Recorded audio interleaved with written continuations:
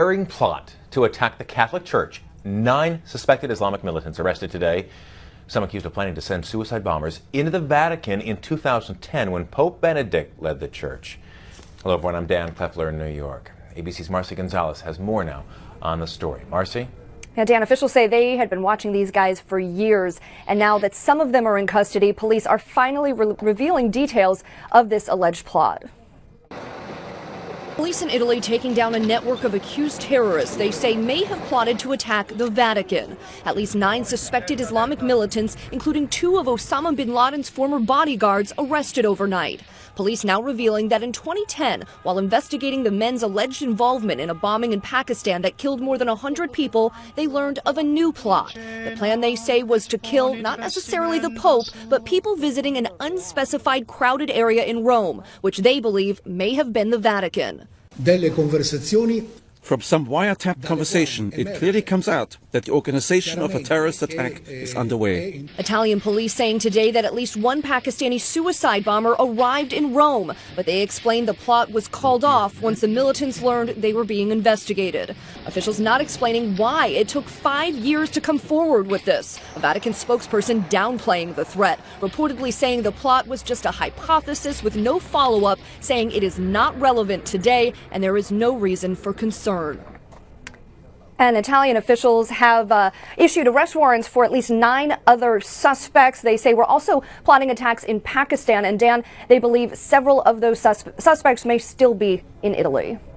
All right, ABC's Marcy Gonzalez with the latest. Marcy, thank you.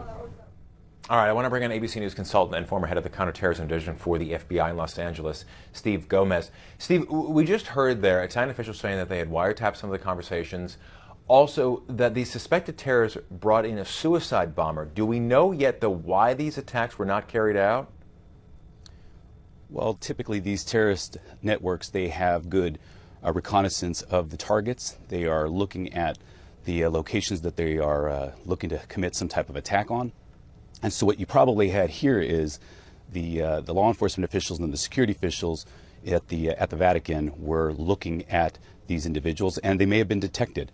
That's not necessarily a bad thing, because if they had a suicide bomber that was looking to commit the attack and they decided to change plan, then the law enforcement officials did their job. Now, some of these suspects had contact with Osama Bin Laden. How important, from an intelligence official from that community, is this arrest then? Well, this is huge. I mean, the fact that they were able to make these arrests, even though it took a little while, I mean, it took several years, but from what we're hearing that they had a lot of surveillance, they had wiretaps. So there's a lot of intelligence that was being gathered during this investigation. And that's really going to help not only this case, but other cases that they're probably looking at in Italy and in Europe. So officials are not saying why, in fact, it took 5 years to come forward with this plot. Your experience, former counterterrorism agent with the FBI, why do you think, in fact, that it waited so long? Well, we look at it as, one, we're always going to ensure public safety. So we're going to prevent any attack from occurring. That's our #1 priority. You don't want any incident. But at the same time, you also want to gather as much intelligence on the individuals that are involved in the potential plot and their co-conspirators. You're looking at not just the bomb throwers, so to speak, but you're also trying to figure out the leadership. Who's directing these individuals? And most importantly, who's financing them?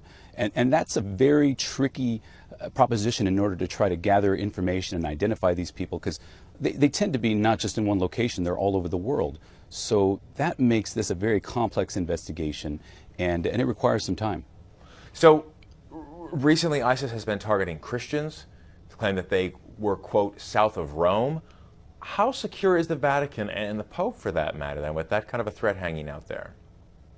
Right now, I would say that the Vatican is probably the #1 terrorist target for the Italian law enforcement authorities to worry about. Clearly, in light of, as you described, ISIS's interest in targeting Christians, that's the #1 target for Italy to deal with. So there's going to be a lot of security. There's going to be a lot of intelligence gathering that is going to be focused on any threats, any plots targeting the Vatican, the Pope, and the nearby area. What about these so-called sleeper cells as a threat to Italy and really as the rest of Europe? Well, it's clear that this terrorist network that just got taken down, they were working on smuggling individuals. They appear to have been successful. To what degree, we'll have to wait and see.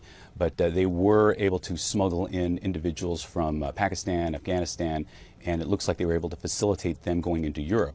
Now, it's well known that there have been a number of sleeper cells that have been busted in the various countries in Europe, and this is a concern because this could have been a feeding system going from the Middle East into Italy and then on up north throughout Europe. So it's definitely a concern, the fact that they were able to facilitate this type of movement. All right, Steve Gomez. Steve, thank you so much. We appreciate it. Keep up with the story in real time, downloading the ABC News app and starring the story for updates on